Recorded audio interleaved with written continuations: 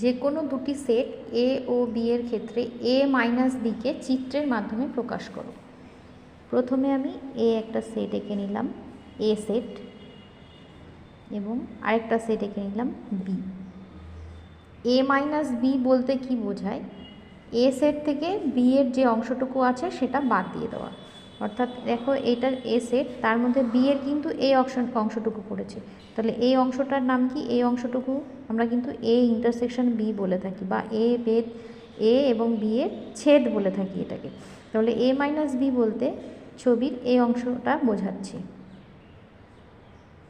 অর্থাৎ এক কথায় আমরা এটাকে ভেবে লিখতে পারি এ মাইনাস বি মানে এ মাইনাস এ আর বি এর মধ্যে যে কমন অংশটা, যে ছেদ অংশটা, সেটা বাদ দেওয়া, অর্থাৎ এ ইন্টারসেকশন বি। অনুরূপভাবে যদি বি মাইনাস এ বোঝাতে যাই, তাহলে বি থেকে এ ইন্টারসেকশন বি এই অংশটুকু